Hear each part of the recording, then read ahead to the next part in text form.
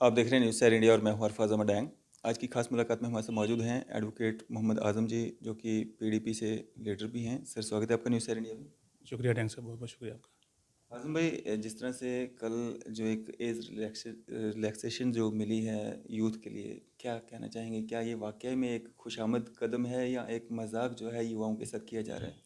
अ, हमें जितनी भी नौकरियां निकलती हैं उनको ना एक एज़ पर प्रोविज़न से हमें जो मिलती है रिजर्वेशन। पहली बार मुझे ये चीज़ समझ नहीं आई कि पहले इन्होंने जब नोटिफिकेशन फर्स्ट निकाली तो एज रिलैक्सेशन क्यों नहीं दिया, और जब दिया भी तो ऐसे मतलब 2 साल के लिए। तो उसके लिए प्रोविज़न है, सिस्टम है, लॉ है, उनको उस लॉ के हिसाब से जितना हमारा हक है हमें उतना मिलना चाहिए। तो चलो, मैं फिर भी वेलकम करता हूँ कि 2 साल का दिया है, बट इनको जो एज़ पर जो प्रोविज़न के हिसाब से देना चाहिए था। प्रोविजन क्या बोलता है? प्रोविज़न में ये है कि जो एससी एसटी जो कम्युनिटीज़ हैं उनको 5 साल की जो ये रिलैक्सेशन हमेशा मिलती है, हर चाहे एडमिशन हो, चाहे नौकरियाँ हो या कोई भी कोई मामला हो, उसमें 5 साल की हमें मिलती है। लेकिन इन्होंने क्या किया कि पहले दी नहीं, फिर बाद में 2 साल का बढ़ा दिया, और फिर वो ट्वीट करके नहीं जी बड़ी खुशी की बात है, ये है, वो है। खुशी तो वो होती ना कि हम जो हमारा एज़ पर प्रोविज़न है हमें वो मिलता, वो तो हमें मिला नहीं अभी तक।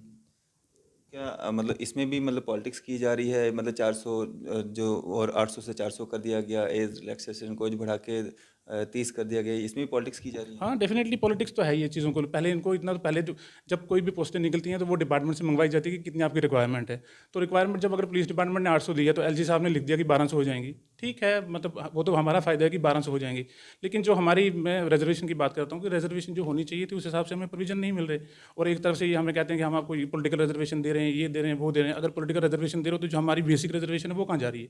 वो तो हमारी ख़त्म कर रहे हैं आस्ते-आस्ते से। बट चलो, अब मतलब जो भी इन्होंने किया है उसका वेलकम करता हूँ मैं उस चीज़ का। लेकिन हमें एज़ पर जो हमारे प्रोविज़न है उनके हिसाब से मिलनी चाहिए। कहीं ना कहीं अभी भी जो है लोगों को उनका हक नहीं मिल रहा है। नहीं, बिल्कुल नहीं, बिल्कुल नहीं। अब यूथ जो है, कुछ लोग खुश हैं कि चलो 2 साल के लिए जो है उनकी एज को बढ़ाया गया है, रिलैक्सेशन दी गई है। कुछ युवा जो हैं वो नाराज़ भी हैं कि केरला में, महाराष्ट्र में अगर 35 एज है, 37 एज है, तो यहाँ पे क्यों मतलब इस तरह से? मैं वही कह रहा हूँ ना कि जम्मू कश्मीर में एक अंधा कानून राज सिस्टम बना हुआ है कि जिसके मन में जो आता है वो नोटिफ़ाई कर देता है, और नोटिफ़िकेशन के बाद फिर जब शोर पड़ता है फिर कहते हैं जी हमने आपको खैरात में दी है। हमें खैरात नहीं चाहिए, हमें वो चीज़ चाहिए जो हक चाहिए, और हमें वो प्रोविज़न जो है प्रोविज़न के हिसाब से हमें दो। जैसे बाकी स्टेट्स में हो रहा है तो हमारे साथ क्यों मतलब हर चीज़ में उल्टा किया जा रहा है? कोई भी नोटिफ़िकेशन आती है उसमें पहले कोई ना कोई गड़बड़ होती है, गड़बड़ के बाद फिर उसको वेरीफ़ाई किया जाता है, वेरीफ़ाई करने के बाद जो गवर्नमेंट को लगता है नहीं हमसे गलत हो गया, फिर वो नया नोटिफ़िकेशन निकाल देते हैं। मतलब वो एक ड्रामा ही चलता जा रहा है, और वो ड्रामा बढ़ता जा रहा है, कम नहीं होने वाला। आज़म भाई, अगर बात करें हम, जिस तरह से अभी कुछ दिन पहले एक खबर फैली थी कि सुषमा और चौधरी का जो रिकॉर्ड है, रेवेन्यू रिकॉर्ड, वो सारा गुम हो चुका है, तो उसके बारे में आपका क्या मानना है? देखो, मैं खुद छन्नी में रहता हूँ, और मैं सारी सिचुएशन जितनी भी है उससे मेरा पुराना वाकिफ़ हूँ कि वहाँ पे क्या हालात चल रहे हैं। एक ऐसा सुरमा का है ये रिकॉर्ड क्यों जो गुम हुआ? बाकी इतने सारे एरियाज़ हैं वहाँ पे कभी रिकॉर्ड गुम नहीं हुआ, या ऐसा कैसे हो सकता है कि गवर्नमेंट ऑफिस से कोई रिकॉर्ड लेके चला जाए या चोरी हो जाए? ये चीज़ें तो पॉसिबल नहीं है। ये तो मुझे लगता है कोई ना कोई ड्रामा क्रिएट किया जा रहा है, क्योंकि इनके दिमाग में ये चीज़ें कि वहाँ पे गवर्नमेंट है, स्टेट लैंड है, ये लोग बेचे जा रहे हैं। ठीक है, मैं मानता हूँ कि उनके पास होगी भी कुछ, लेकिन ये ऐसा नहीं है कि सबके पास गवर्नमेंट लैंड है। वहाँ पे जिन लोगों की मिल्कियत है उनका रिकॉर्ड भी गुम कर दिया। या तो ये गवर्नमेंट का ऐसा है कि भी ठीक है, उन्होंने रिकॉर्ड गुम कर दिया और उसके बाद ये सारे का सारा ओवरटेक कर लेंगे, नहीं जी ये आपका भी गवर्नमेंट है, हम आपके पास कोई रिकॉर्ड नहीं है, रिकॉर्ड शो करो। अब हर बंदे ने अपने पास थोड़ी ना फर्द कटवा के रखी होती है हमेशा, या रिकॉर्ड रखा होता है। ठीक है, किसी के पास होगा, कि जिसके पास नहीं है वो तो मारा गया। और ये जिन लोगों ने, जिनकी जैसे मेरी मिल्कियत ज़मीन है फॉर एग्जाम्पल वहाँ पे, अब अगर मुझे किसी को बेचनी है वो ज़मीन या कुछ करना है, मैं फ़र्द नहीं ले सकता, मैं गिरदौरी नहीं ले सकता, उसकी कुछ भी नहीं ले सकता। तो मैं तो कहता हूँ इस चीज़ की प्रॉपर वेरिफिकेशन होनी चाहिए, और जिन लोगों ने ये चीज़ की है उनके खिलाफ एक प्रॉपर एफआईआर लगवाओ और पूरी इन्वेस्टिगेट की जाए कि ये क्या मामला है, कैसे मतलब एक गवर्नमेंट ऑफिस के अंदर से रिकॉर्ड कैसे गायब हो सकता है? तो आपका मानना है कि ये साजिश के तहत जो है सारा किया गया? बिल्कुल 100% साजिश है। और वो बंदे कौन है ऐसे डिपार्टमेंट के अंदर से, या तो ठीक है जी, मैं कहता हूँ अगर वहाँ पे चोरी हुई है या कुछ ऐसा वैसा हो तो क्या उसका कोई एफआईआर है? क्या कोई पब्लिक डोमेन में इन्होंने लाया? वो तो अचानक से एक दिन न्यूज़ आ गई मॉर्निंग में कि हाँ जी रिकॉर्ड गायब होगा और हम एफआईआर लगवा रहे हैं। लेकिन जब गायब हुआ तब इन्होंने किसी को प्रेस कॉन्फ्रेंस की, किसी को बोला, किसी को हायर ऑफिसर्स को लिखा, या कुछ ऐसी चीज़ हुई नहीं, पब्लिक में वो डोमेन में आई नहीं। अचानक से एक ऐसी चीज़ आई कि हाँ जी रिकॉर्ड गुम हो गया, और वहाँ का कोई रिकॉर्ड नहीं मिल रहा, और जो लोग इस वक्त मालिक हैं वहाँ पे वो भी परेशान है, जो मालिक नहीं है वो भी परेशान है। वो भी परेशान है, बिल्कुल। आज़म भाई, एक चीज़ आपसे जानना चाहूँगा, आपने पीडीपी पार्टी जो है वो ज्वाइन की, कारण क्या था? बहुत सारी और भी पार्टीज़ थी, पीडीपी ही क्यों? पीडीपी, देखो मैं पिछले मतलब एब्रोगेशन 370 के बाद की बात करूंगा कि जितनी भी हमारी पॉलिटिकल पार्टीज़ हैं, ठीक है, रीजनल पॉलिटिकल पार्टीज़ ले लें या नेशनल पॉलिटिकल पार्टीज़ लें, जम्मू कश्मीर के बारे में किसी इंसान ने भी बोला ही नहीं आज तक। ठीक है, लेकिन मैं ये चीज़ कहता हूँ कि महबूबा मुफ्ती जी एक ऐसी लीडर अभी प्रेजेंट वक्त पे हैं जो कि हर सिचुएशन पे बोल रही हैं, चाहे वो सिविलियन किलिंग्स की बात हो, चाहे हमारे राइट्स की बात हो, किसी भी इशू पे हैं वो उस चीज़ पे बोलते हैं। और वही चीज़ एक ऐसी है कि जो हमें भी इस तरफ खींचती है कि एटलीस्ट हमें कोई बोलने वाला मिले जो हमारे हक में बोले। यूथ की प्रॉब्लम्स हैं, जॉब्स की प्रॉब्लम है, मतलब हर चीज़ में इस वक्त प्रॉब्लम है जम्मू कश्मीर में, और उस चीज़ को मतलब किसी न किसी स्टेज पे प्रोजेक्ट करने की ज़रूरत पड़ती है। और हमारा कोई भी लीडर इस वक्त ले लें आप, कोई उस चीज़ के बारे में बात करके राज़ी नहीं। तो यही एक ऐसा रीज़न था कि मैंने पीडीपी ज्वाइन की कि एटलीस्ट कम से कम कोई बोलने वाला मिले, ठीक है? एक ग्रुप बने जो कम से कम प्रेशराइज़ ग्रुप की तरह काम करे, हर चीज़ पे इशू पे बोलें, जॉब्स के रिलेटेड हैं, इकॉनमी के रिलेटेड मैटर्स हैं, और भी बहुत सारे हैं हमारे।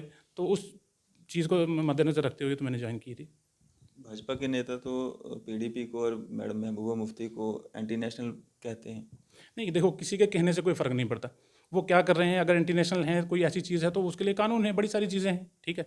तो कोई एफआईआर हो, कोई ऐसी चीज़ हो तो बंदा बोले कि ठीक है जी, इंटरनेशनल स्टेटमेंट दे दी। किसी अपने कश्मीरी के मरने पे या किसी बाहर के किसी इंसान के मरने पे अगर मैडम बोलती हैं तो वो एंटी नेशनल वाली कोई स्टेटमेंट नहीं है। वो तो सपोर्ट है कि भाई वहाँ के लोगों को, सिविल लोगों को मारा जा रहा है, तो उनकी वेरीफाई किया जाए कौन मार रहा है, क्यों मारा जा रहा है, और इतनी सिविल किलिंग जो हो रही है वहाँ पे वो क्यों हो रही है।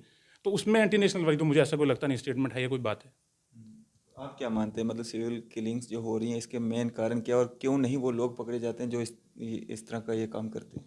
देखो, कारण क्या है वो तो मैं आपको नहीं बता सकता कि क्या कारण है, लेकिन अब जो मतलब मीडिया में रिपोर्ट्स जैसे आ रही हैं, आप लोगों के ज़रिए आ रही हैं या कोई और चैनल के ज़रिए आ रही हैं, तो वो है कि वहाँ पे बाहर के लोग जा रहे हैं और कश्मीरी लोग जो उनको बर्दाश्त नहीं करते और वो जी मारे जा रहे हैं। लेकिन मैं ऐसा कभी नहीं मानता कि वो कश्मीरी जो हैं किसी बाहर के किसी आए हुए वर्कर पे या कोई सैर करने आया हुआ किसी चीज़ पे, उस चीज़ पे कभी वो टारगेट करेंगे, ऐसा कभी नहीं हो सकता। पकड़े क्यों नहीं जाते हैं वो लोग? शहरों के बीच में मतलब लोगों को मारा जाता है, पकड़े क्यों नहीं जाते? अब देखो, पकड़ना तो एक एजेंसी का काम है, पुलिस एजेंसी है, इनके पास आर्मी है, इतनी इंटेलिजेंस है, वो सब चीज़ें। या तो फिर मैं ऐसा चीज़ें कहता हूँ कि इनको कोई मरवाया जा रहा है या कुछ ऐसा किया जा रहा है कि वो लोग, मतलब एक भी ऐसा इंसिडेंस नहीं हुआ कि किसी को मारा और उसको पकड़ा गया। आज तक ऐसा कुछ भी नहीं हुआ। वो तो सरासर गवर्नमेंट की और पुलिस की नाकामी है अगर वो नहीं पकड़ रहे। क्या एक मैसेज देना चाहेंगे आम जनता के लिए, युवाओं के लिए? आप खुद एक युवा हैं, किस सोच के साथ आपने पीडीपी ज्वाइन की और क्या फ्यूचर में आप करना चाहते हैं, क्या बदलाव लाना चाहते हैं, क्या कुछ कमियां देख रहे हैं जेएंडके में? नहीं, जेएंडके में ओवरऑल तो मैं बात बाद में करूँगा। मैं अभी ना अपने जहाँ से मैं बिलोंग करता हूँ, चनाब की तरफ से, वहाँ की बात करूँगा। मैंने पॉलिटिकल पार्टी इसलिए ही ज्वाइन की थी कि वहाँ के जो हालात हैं हमारे, वो बहुत मतलब बहुत बुरे हैं। चाहे वो किसी भी एजुकेशन के पर्पज़ के ले लो, आप रोडों का ले लो, आप बेसिक जो एमिनिटीज़ हैं लाइफ की वो वहाँ पे ले लो, कुछ भी नहीं है वहाँ पे। बहुत बुरे हालात हैं। और जितने भी हमारे पुराने पॉलिटिकल लीडर्स रहे हैं वहाँ पे, तो उनकी ना एक दादागिरी है वहाँ पे। चाहे वो भलेस वाला एरिया हो या चाहे वो किश्तवाड़ वाला हो या छात्रू वाला एरिया हो जहाँ पे सारा इंदरवाल वाला। तो उन लोगों ने क्या किया हुआ कि 15-15 साल से वो हैं, वो अपने वर्कर्स के लिए काम करते हैं, ये वो करते हैं, लेकिन जो बेसिक बेचारी लाइफ एमिनिटीज़ हमें चाहिए थी, स्कूलों की बहुत बुरी हालत है। टीचर नहीं है वहाँ पे। एक सब्जेक्ट वाइज टीचर होने चाहिए थे, वो नहीं है। अब नए कॉलेजेस खुले हैं, कॉलेजेस में स्टाफ नहीं है। तो इन सब चीज़ों को दिमाग में रखते हुए कि यार चलो हमें भी स्टेप लेना चाहिए, हम खुद थोड़ा सा इस चीज़ के लिए फील करते हैं कि आने वाली जनरेशंस ख़राब हो रही हैं। तो उस चीज़ को मद्देनज़र रखते हुए मैंने भी सोचा कि चलो कदम रखा जाए कि मैं अपनी कम्युनिटी के लिए, अपने लोगों के लिए, अपने इलाके के लिए कुछ कर पाऊँ। आज़म, बड़े सारे लोग हैं जो जम्मू अलग जो राज्य की मांग कर रहे हैं, आप इससे कितना इत्फाक रखते हैं? नहीं, मैं बिल्कुल इत्तेफाक नहीं रखता। देखो, हमारी एक स्टेट थी, उसमें लद्दाख भी इंक्लूडेड था। इन्होंने लद्दाख को, चलो जो उनकी डिमांड थी यूनियन टेरिटरी बनाओ, बनाओ, बनाओ, बना दी उन्होंने। लेकिन अब हमारा एक गुलदस्ता है छोटा-सा, यहाँ के लोग वहाँ जाते थे, वहाँ के लोग यहाँ आते थे, हम लोग एक-दूसरे के साथ मिल-जुल के रहते थे। और ये पॉलिटिकली एक दिमाग चल रहा है लोगों का कि इनको अलग करो, हमें स्टेट बनाओ, हमें चीफ, बेसिकली ना ये लोग पावर हंग्री हैं कि यहाँ पे अगर स्टेट बनेगी तो हमारे से कोई चीफ मिनिस्टर बनेगा और हम उसको रूल करेंगे, ये करेंगे, और कश्मीरी भाड़ में जाएँ, जो मर्ज़ी करें। तो वो चीज़ बहुत ही गलत है। क्योंकि कश्मीर हमारा हिस्सा है, हम लोग उन लोगों से जुड़े हैं, वो लोग हम लोगों से जुड़े हैं, और इसको कभी भी अलग नहीं करना चाहिए। दरबार मूव इस बार नहीं हुआ, कितना असर जो है उसका जम्मू पे पड़ेगा? बहुत ज़्यादा। यहाँ की हमारी होटल इंडस्ट्री को देखें, कश्मीर की होटल इंडस्ट्री को देख लें, या बाकी जो लोग जैसे वहाँ पे आया करते थे, शॉपिंग को ले लें, बिज़नेस जो हमारे पॉइंट है, सब खत्म कर दिया इन लोगों ने। इन लोगों ने जो पिछले इतने सालों से चला आ रहा था, सदियों से चला आ रहा था, उस चीज़ को इन्होंने आज खत्म कर दिया कि हमने जी वो पैसा बचा रहे हैं। लेकिन उससे बचाना ठीक है जी, गवर्नमेंट ने अपना पैसा बचाया, लेकिन ओवरऑल डेवलपमेंट जो होती थी, उन चीज़ों से जो फ़ायदा होता था, उसमें तो कितना घाटा हुआ, उस चीज़ को इन्होंने सोचा ही नहीं कभी। यहाँ पे हमारे रघुनाथ मंदिर, वो जो एरियाज़ थे, जो जहाँ पे मतलब बंदा पाँव नहीं रख सकता था नीचे, इतनी शॉपिंग के लिए लोग बाहर निकलते थे, आए आते जाते थे। श्रीनगर में ये था, इन्होंने जी वो एक डिक्टेटरशिप वाला ऑर्डर निकाल दिया, वो खाली कर दो, ये कर दो, हम ऐसे नहीं करेंगे, वो यहाँ नहीं आएंगे, हम वहाँ नहीं जाएंगे। तो मुझे तो बिल्कुल मतलब इस चीज़ की कोई समझ नहीं आई। इन्होंने नुकसान किया है, फ़ायदा कुछ नहीं किया। भाजपा की अगर हम बात करें, भाजपा बहुत बड़े बड़े दावे करती है, एड्स देती है, बड़ी बड़ी होर्डिंग्स लगाई जाती हैं, स्मार्ट जम्मू सिटी बनाई जा रही है, कितने रैंक पे आप देख रहे हैं जम्मू को, कितना स्मार्ट बना है हमारा जम्मू? नहीं, मैं तो बिल्कुल नहीं मानता इस चीज़ को। अगर स्मार्टनेस होती तो हमारे यहाँ म्यूनसिपैलिटी जो है, ठीक है, मैं कोशिश करती, मैंने ये कहता ना कि बिल्कुल म्यूनसिपैलिटी वाले कुछ नहीं कर रहे, लेकिन वो पर्टिकुलर एरियाज़ हैं जहाँ पे उनको लगता है नहीं यहाँ पे शायद कोई बोलेगा और हमारे खिलाफ बोलेगा, इसलिए हम करते हैं। अदरवाइज़ आप पूरा जम्मू को अगर घूम के देखें, वही गंदगी आपको मिलेगी, रोडों में लुक नहीं मिलेगी आपको, कहीं भी गलियों में आपको टाइल्स नहीं मिलेंगी, आपको बिजली नहीं मिलेगी, स्ट्रीट लाइट्स नहीं मिलेंगी।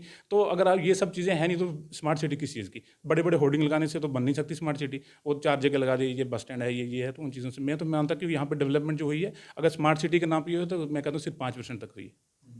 अभी स्मार्ट सिटी से ही एक बात हम और जोड़ेंगे, जिस तरह पनामा चौक से लेकर नरवाल तक की आप रोड की हालत देखें, क्या नाला बन चुका है वहाँ पे, और डिवीजनल कमिश्नर ऑफिस भी वहीं पे है, उसको भी नज़रअंदाज किया जा रहा है। वहाँ पे ये एक बार की नहीं, हर बार की प्रॉब्लम है कि उस रोड में पानी आता है। और बाकी मैं सिर्फ उस रोड की नहीं, मैं ओवरऑल बात करूँ, यूनिवर्सिटी के सामने जो रोड है उसमें 6 बार लुक डाली है, और 6 बार मुझे लगता है 6 महीने के अंदर अंदर ही खुड़ गई है। तो मुझे ये नहीं समझ नहीं आती है कि कॉन्ट्रैक्ट किसको दिया जाता है, वो कौन से बंदे हैं जो काम करते हैं, और उसके बाद अगर ठीक है कि भाई लगाया उखड़ गई, कोई लाइबिलिटी फेस करें ना भाई, कैसे उखड़ गई, वो चीज़ों को देखते ही नहीं। सिर्फ स्मार्ट सिटी रोने से स्मार्ट सिटी नहीं बनती। क्या मैसेज देना चाहेंगे युवाओं के लिए? युवाओं के लिए यही मैसेज है कि यार इस वक्त जो हालात हैं J&K जम्मू कश्मीर के ना, वो बहुत बुरे हैं। चाहे वो किसी भी टॉपिक पे अगर बात करें ना, सबसे ज़्यादा अनएम्प्लॉयमेंट देखें पूरे हिंदुस्तान में, सबसे ज़्यादा अनएम्प्लॉयमेंट इस वक्त जम्मू कश्मीर में है। वादे इतने किए कि 370 हट गया, 35 से हट गया, नौकरियां आ जाएंगी, इंडस्ट्रीज़ आ जाएंगी, प्राइवेट सेक्टर आ जाएगा। ना प्राइवेट सेक्टर आया, ना इंडस्ट्रीज़ आई, और ना जॉब्स आई। ठीक है, जॉब्स में वो जो आपने पहले मेरे से क्वेश्चन पूछा कि बस कभी नोटिफिकेशन आया, आज चेंज कर दिया, वो कर दिया, कभी कैंसिल कर दिया, तो ये सब चीज़ें हैं। मैं युवाओं से ये चीज़ कहता हूँ कि अपने हक के लिए बाहर निकलें, लड़ें, तभी आपको चीज़ें मिलेंगी। यहाँ पे इस वक्त कोई डिवाइड वाली पॉलिटिक्स मत खेलें। डिवाइड से आपकी जनरेशन भी खराब होंगी, हमारी जनरेशन भी खराब होंगे, और ओवरऑल J&K पे असर पड़ेगा। तो मेरी सबसे यही है कि बाहर निकलें, अपने हक के लिए बोलें, लड़ें, तभी आपको मिलेगा, अदरवाइज ऐसे नहीं मिलने वाला। शुक्रिया हमारे साथ बातचीत करने के लिए। थैंक्स सर, बहुत बहुत शुक्रिया आपका, थैंक यू। ये थे हमारे साथ एडवोकेट मोहम्मद आज़म साहब, जिन्होंने अपने व्यूज़ हमारे साथ साझा किए, पीडीपी नेता। इसी तरह की मज़ीद अपडेट्स के लिए आप देखते रहे न्यूज़ सर इंडिया में। अरफाज़ अहमद, कैमरामैन शाहनवाज के साथ।